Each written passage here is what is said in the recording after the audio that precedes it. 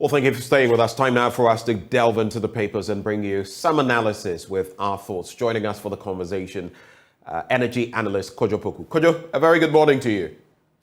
Good morning. How are you, my brother? I'm very well, as I always add, under the circumstances. God keeps us. How about you? How are you faring? I'm very good. Under the circumstances, it's a brand new day, brand new week. So we're looking. There's a lot more to look forward to. So hey, we are good. Kojo, I'm just going to pull your legs. When some of us say under the circumstances, Well, Ben, we are all under the circumstances. Have you ever heard that word, more money, more problems? Sir, okay. I hear you. More problems. Right. So under the circumstances, in the United Ayo. But it's always good to connect with you. I remember the last time at the PURC's Silver Jubilee. Always good to have you. All right, so let's get into some interesting stories. But before we delve into the papers, you've heard about, the motion of censure in Parliament, Ken Ofori-Atta, and what his responses have been to those 7 points that have been, brought to the fore against him. How have you find the entire approach, the sittings when it comes to the motion of censure? We're yet to see what the decision of that committee will be, and if it has to be decided by the plenary as well, what the decision will be. What do you think, though? On Thursday, we're going to have the budget statement read. When Ken Ofori-Atta was asked whether he would do it, he said hopefully and all of that. There have been suggestions that the majority could walk out if he decided to do it, with the support of the minority. Don't you think this is being stretched too far? Is it time for Ken to simply move aside and let someone take over? What do you think? Well, good morning and good morning to your viewers. I think you know my thought on this matter because we've discussed it quite extensively. I personally think that this whole charade has gone too far. The Honorable Minister himself, for the integrity that he has, he's a very astute businessman, well accomplished. He's done a lot for himself in life. He came to help and serve. Look, you're a minister, you are serving the nation. It's gotten to the point where everybody in Ghana is of the view that you should step aside. Just gracefully step aside. It doesn't mean that you're a bad person. It doesn't mean that you've been a bad minister. It's just that you've taken us to a point in the country where we, the people that you are serving us, feel you should step aside. And it's general. Everywhere you go, everybody is of the view that the Honorable Finance Minister should step aside. So I really don't know what he's fighting, okay? Because whatever happens, the President has given the assurance to the parliamentarians that after budget at the end of the year, you will go. So for me, why go through all this thing of the censorship and the hearings and all that went on? Because look, even with some of the issues that were brought up, and you asked about the issues, some of the issues that were brought up, in terms of that $100 million that the GNPC put in an offshore account in the London and all that, even the minority that were asking the questions, they didn't understand the issues very well. So you realize that when they asked the question and it is answered, they couldn't now follow up with the follow-up questions that they were supposed to. And I think I was watching it when my friend Ben Boachi from ASEP called me and said, Kojo, what's going on here? I said, well, some of these things, they should call the likes of you, Ben, and to basically interrogate them. Because the parliamentarians, though they know something is wrong, but they just don't understand how to bring out those issues. So tell us, since you appear to have broader knowledge on it, what exactly is wrong with that particular situation? Okay, so we all look, you can go online and check. There's a lot of noise that was made by GNPC that they are acquiring extra shares of 7% so Ghana can increase their share of the oil take. And that is going to be done through Exploco. Now, the JOHL, which was a vehicle formed by Anaar to put the 7% in, because the payment from Ghana and the decision whether Ghana will acquire or not was taking time. So they formed the JOHL vehicle to put the 7% share as a stopgap, like a temporary place to hold the shares. After Ghana paid for the 7% by taking money from Finance Ministry to pay for it, what should have done was what Honorable KK Sapon said, that it was GNPC acquiring the shares to be held by Exploco. They should have now transferred that shares from the JOHL to be owned by Exploco. For some reason, somebody decided that no, we are going to now institutionalize the JOHL and let it become another arm of GNPC. So the Exploco shares was held by JOHL. And then when the listing was done, they now transferred the money outside the country to Ghana International Bank. Now, there's nothing wrong with where the shares are held. Any shares of a company can be held in any part of the world. That's not the problem. It doesn't mean that when the proceeds from that sale for that shares should also be sent out of the country. We keep talking about dollars not being in the country. So what should have happened was that what they should hit GNPC on is that why are they refusing to transfer the shares from JOHL to Exploco? Because Exploco is a registered company in Ghana with its directors, and is a whole company that we know. JOHL, until recently, was not registered in Ghana. So why even come and register JOHL? Okay, so it doesn't make sense. Then we have cited documents that the GNPC are basically saying that they are going to borrow some $500 million to pay off the loan that they basically took from Ministry of Finance, and then use some of that 500 million to go into exploration with other companies that they have shares in. But if you realize, it's Exploco that have shares, not JOHL. JOHL doesn't have shares in any of these companies. So then they are using JOHL to now do certain things that some of us are not comfortable with, okay? So the issue was not about, have you put the money where is the money? No, the issue is that why are you refusing to transfer the share to Exploco instead of that is what we were told. Why is it now being changed? And why are you going to borrow off the back? Now that Ghanaians are suffering, why is GNPC going to borrow $500 million to do exploration? That's not the time to do that. So interesting dynamics, but whichever way, it means that you find that particular point suspicious, and that should never have happened, right? So you disagree with the authorities of GNPC, and you agree with, I think, the vice of PIAC on that matter. Yes, 100%. You see, right. There is a thin line. There's a thin line. The thing is that they are trying to now put on JOHL the characteristics of Exploco. What everybody is saying is that we all know Exploco. Look, in this country, people are divided whether we should have Exploco or not. Some are of the view that Ghana should be able to have money, do its own exploration, and make money off the exploration and the discoveries that Ghana does. So we don't have somebody giving us only 15%. We should find money and do our own exploration. Some are of the view that, look, that's too risky. As a country that doesn't have money, there's no need going into exploration and incurring all those costs and risk that comes with it. But that is a divided country. For me, I think that half and half. So Exploco taking commercial interest in some blocks is welcoming, as long as it's a block that has potential. They have done extensive exploration and geological studies and realized that the potential is huge. Then it's less risky for us to now put our money in there. But do not do it with JOHL, because the plans that GNPC have for JOHL is diabolical.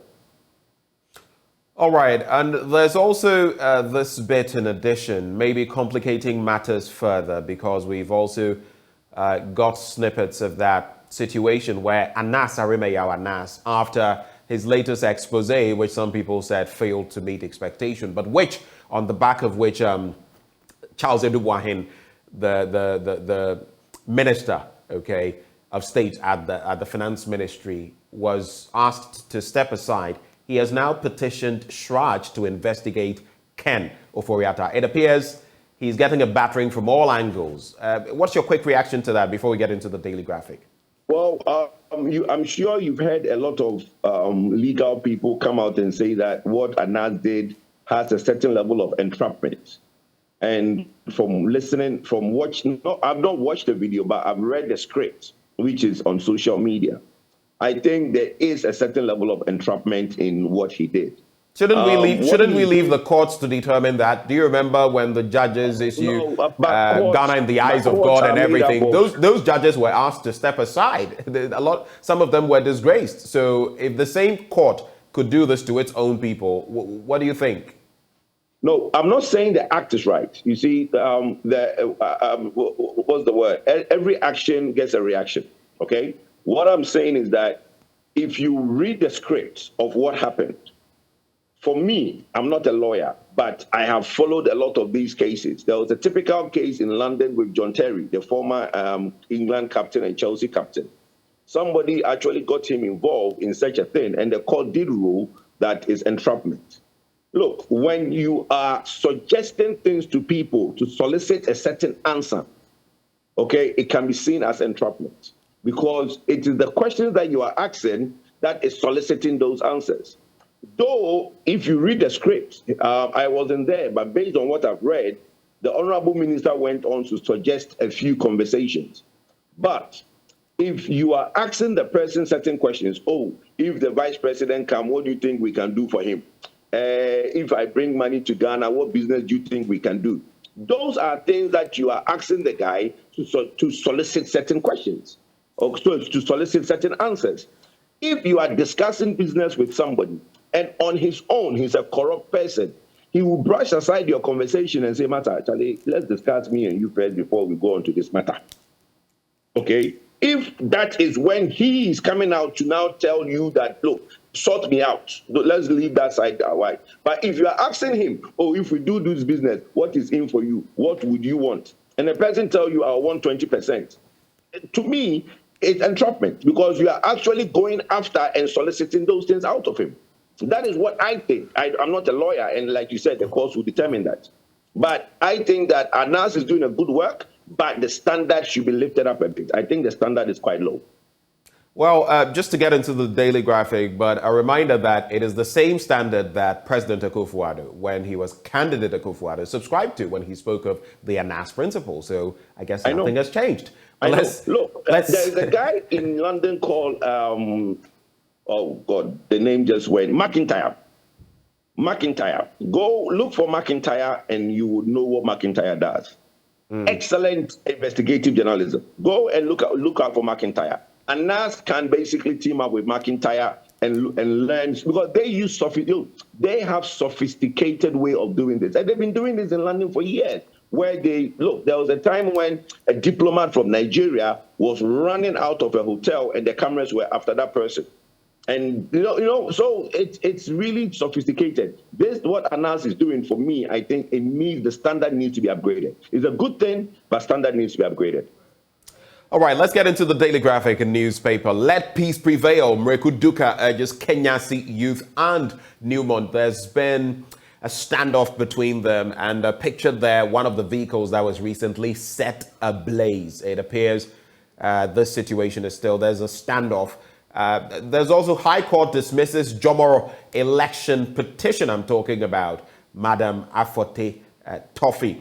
Shroud confirms conflict of interest petition against Edubuahin, and more than 50% Ghanaians obese. That's according to a survey. But let's start with the big one.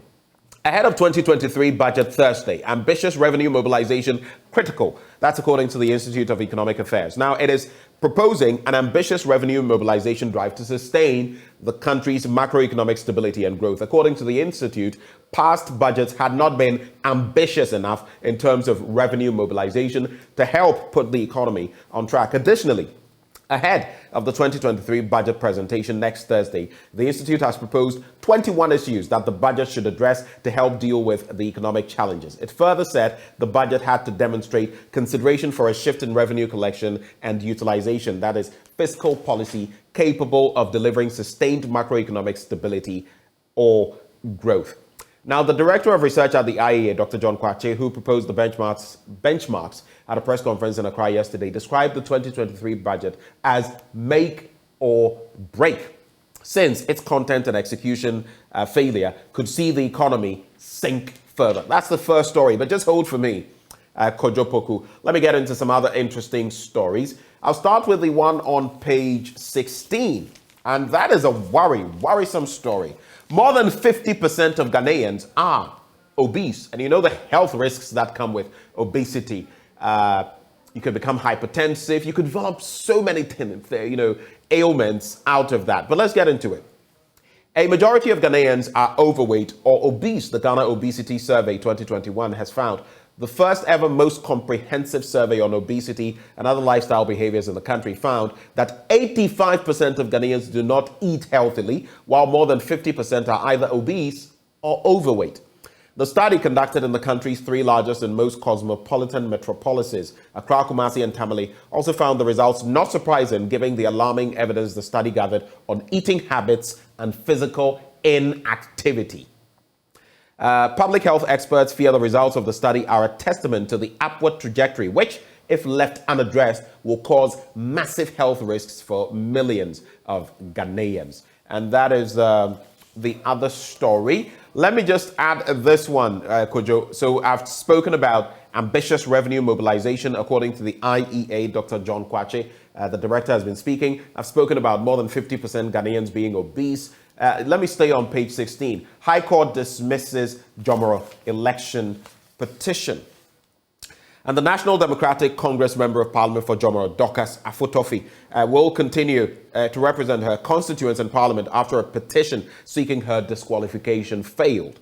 A High Court in Secondary has dismissed an election petition challenging Ms. Afotofi's eligibility to contest the 2020 parliamentary election. The petition, filed by a resident of Jomoro, Joshua Emwa Kofi, accused the MP of having dual nationality, Ghanaian and Ivorian, at the time she filed to contest the 2020 parliamentary election in violation of Article 94(2)A of the 1992 Constitution. However, in a judgment yesterday, the court, presided over by Dr. Justice Richmond Osei, held that before filing to contest the 2020 election, the MP had lawfully renounced her Ivorian citizenship in compliance with the laws of the Ivory Coast. Quick reactions to these stories, Kojo.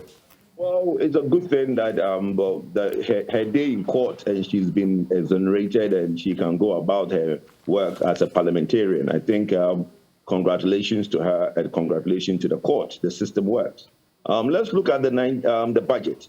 For me, I don't think that the budget for 2023 is the make or break budget. The make or break budget should have been the 2022 budget, which was read in 2021. Yeah, but we've missed the boat, which is why you have to roll to the next obvious point.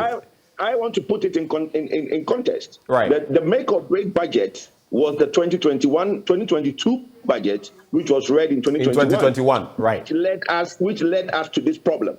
Right. Because if the 2022 budget has addressed the concerns of investors, one, we would have been downgraded. Okay, so the concerns were there in after COVID, right? And we came into 2021. The investor had certain concerns, which they sat with the Minister of Finance and his team and told them, but they brushed them aside. Okay, the key point was that you cannot outspend a pandemic year. You spent a lot of money in the pandemic year. Okay, over 85 billion Ghana cedis over expenditure. Meaning that going forward, you need to now bring the horses back home. You need to look at your economy and give the investor confidence how you intend to turn things around. That was what the 2022 budget was supposed to do. The finance minister didn't do that. That was the make or break budget. We broke it, we didn't make it, and then led us to being downgraded. As a result, we couldn't go into the bonds market in February. And that has what has led our currency going from where it was to where it is today. Then we now have the 2023 budget, which is being read in a couple of days' time. It's called, for me, the repair budget. You need to now repair the damage that you have done. Now, because we have gone to IMF, we couldn't take that decision ourselves. We've gone to IMF to take that decision for us. We are now going to put up a repair budget. So for me, it's really a budget that is going to now do what should have been done last year that we didn't have the courage to do it. Cut out a lot of the social interventions that's not needed. Cut out a lot of the infrastructure projects that we can't afford now. And then look at savings. And I hope that when we get on that trajectory, we would continue for a very long time because it's the path that we need to stay on to save. When you hear a lot of the politicians speak now, Okay, they keep going on about we are the first to do this, we are the first to do this, we build this, and we've never did this, unprecedented. The bottom line is every Ghanaian listening to all these chants, listening to all these infrastructure things that you're saying you're done.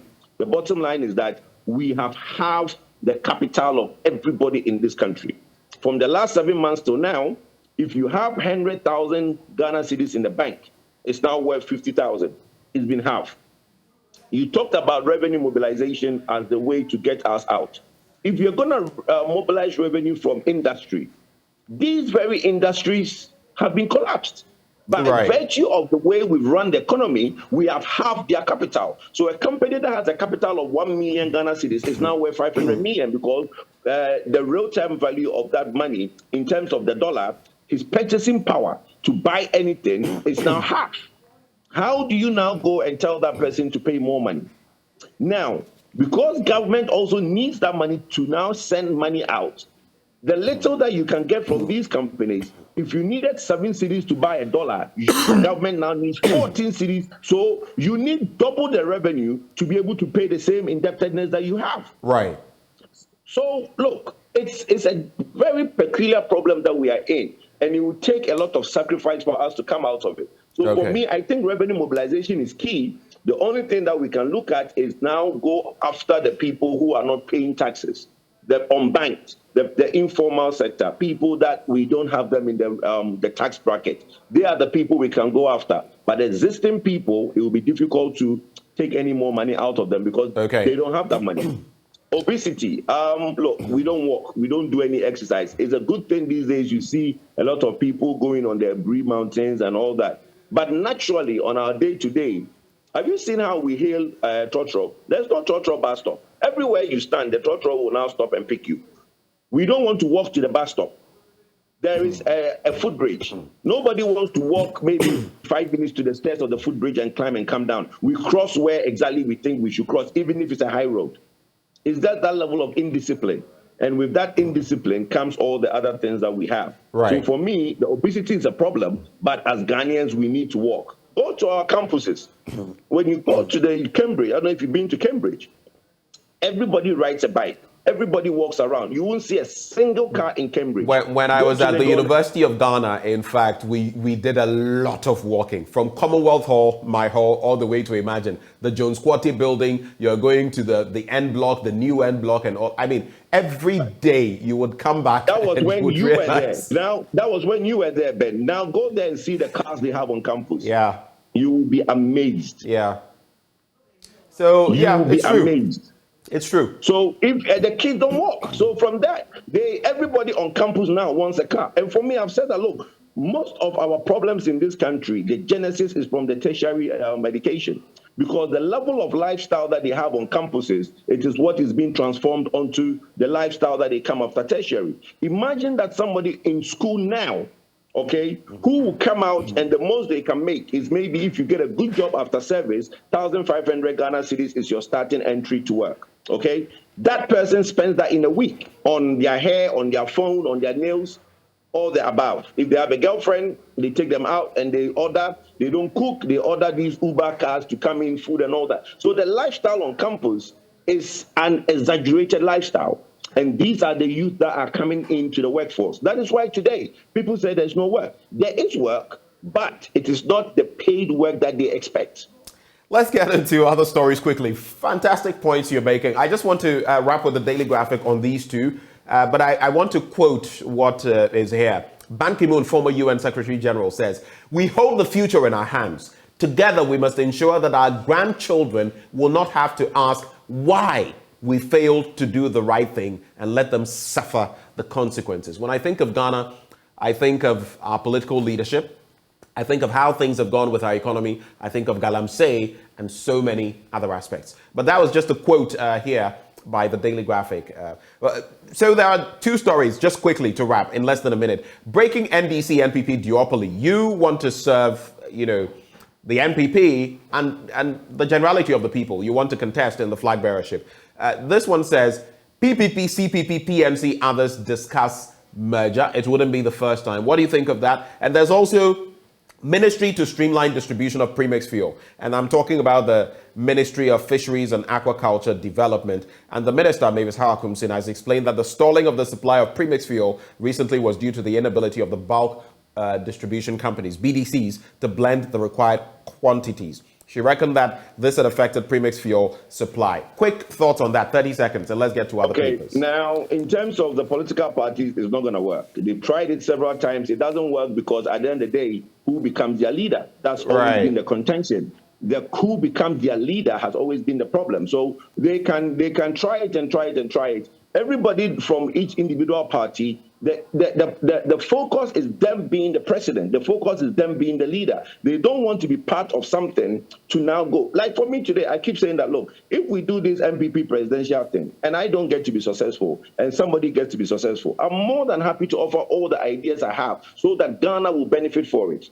Even if, and a big if, touch wood, the NDC comes into power and somebody from NDC says, oh, Kojo, you have some good ideas, bring it on board. I would honestly bring it on board and let them use it to save Ghana because Ghana is better off for it, okay? Now, if you look at all these political parties, the focus is one person trying to lead. So, look, that thing will never end up anywhere and it won't work. All right. Secondly, the issue of premix. Look, premix, the distribution is a scam. The real people who need it don't get it. If you go to the fisher folks, they've been complaining about not getting premix for years. Nobody has been able to put the right measures in place so that the people who need premix gets it. The minister should sit up or be put out.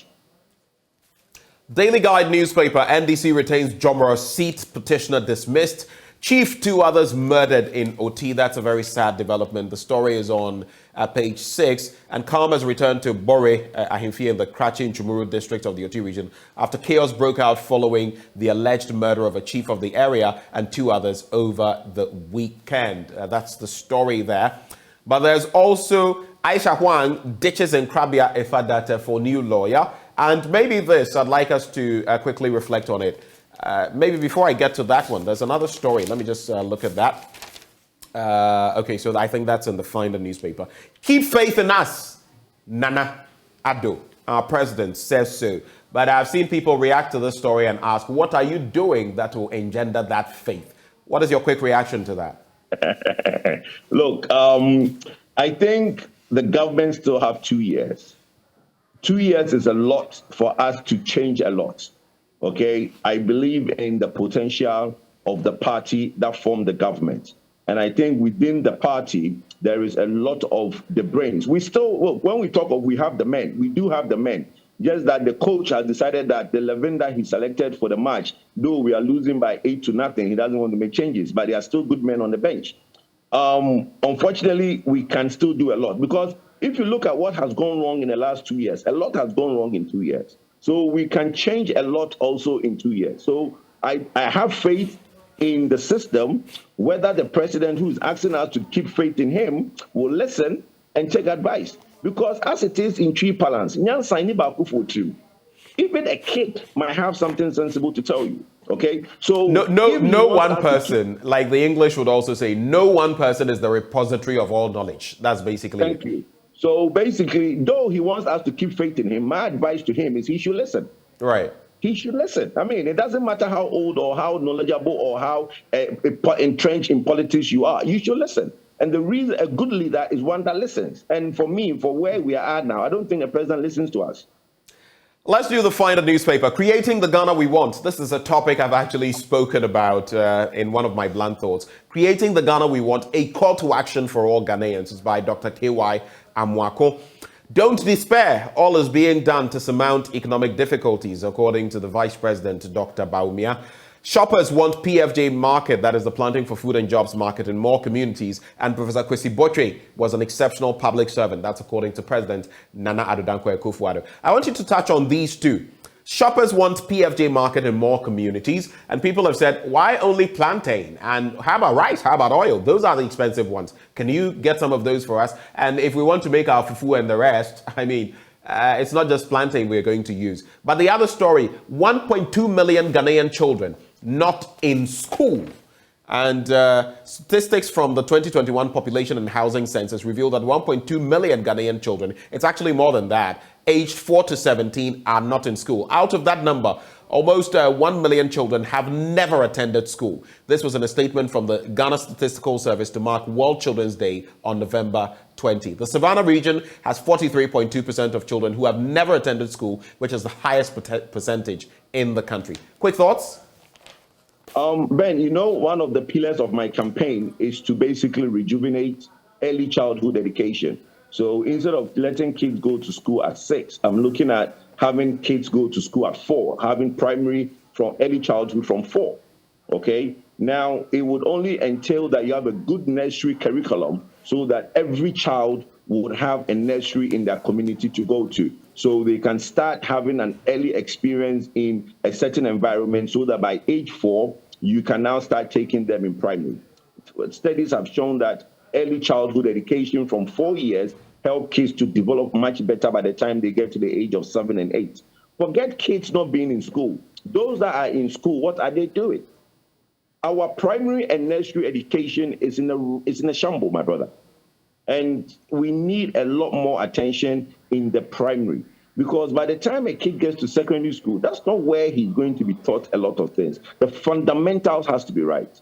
And I think that a lot of emphasis has to go into, one, yes, having the kid in school, but making sure that when the kid is in school, that free compulsory education, the quality, the Q in that, the FQ, the Q in that is highlighted. So we get quality education at the primary level. Look, I think we should all say a little prayer so that the Lord will give Professor Kwesi somewhere to rest his soul.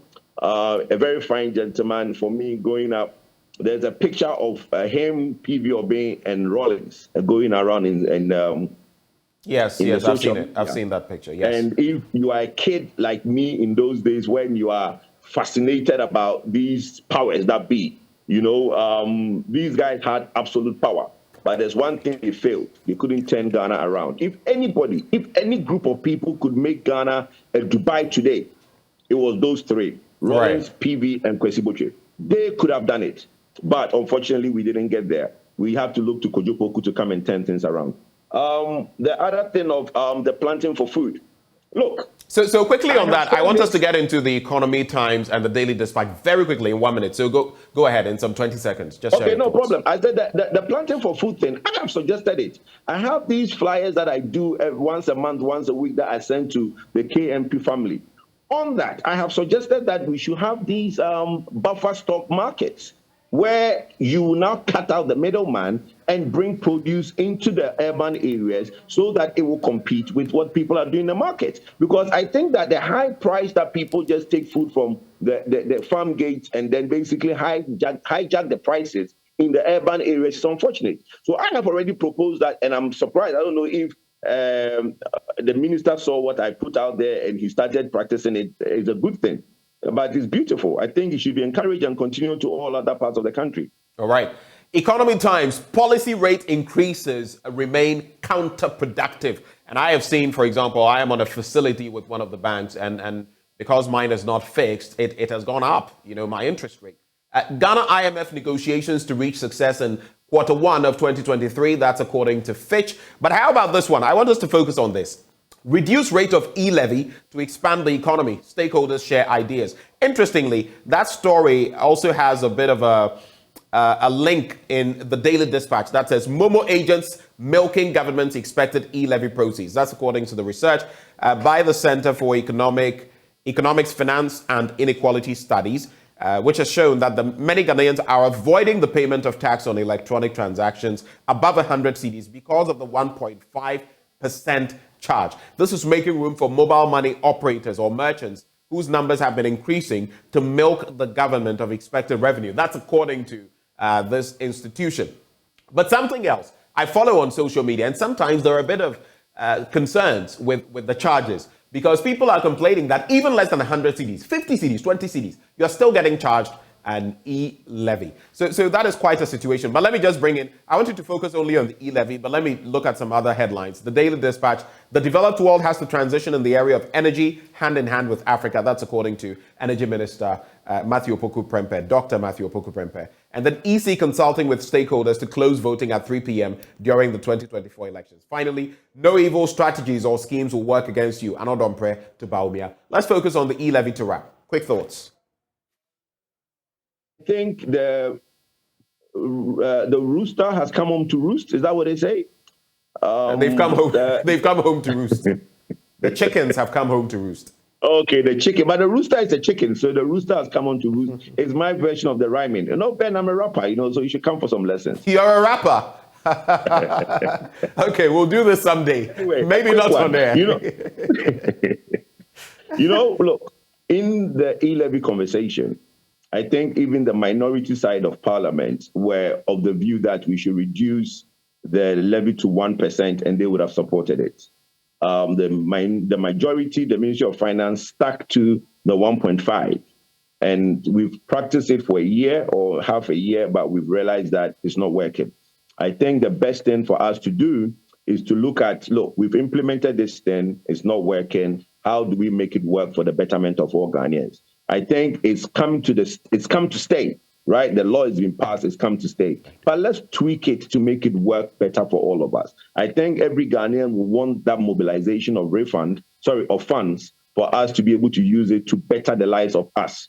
So if the Ministry of Finance and the majority will listen, they should really reduce the rate so that the complaint, because look, Ghanaians are not against taxes. Ghanaians are against how taxes are spent and how hard it's hitting our pocket. So if it comes to 1% and Ghanaians will pay, why not reduce it to 1% and we will all pay? We're already paying at 1 point. Some of us don't have a choice to pay at 1.5. But if the majority of people are saying, look, reduce it to 1%, and let's all comply. Then reduce it 1% and let the complying of that thing becomes. The other thing is that we should now look at the technology that affects that. There is no technology. And I've always said that we should have a technology that comes in to make it better so that you can tax more in the electronic space. Okay.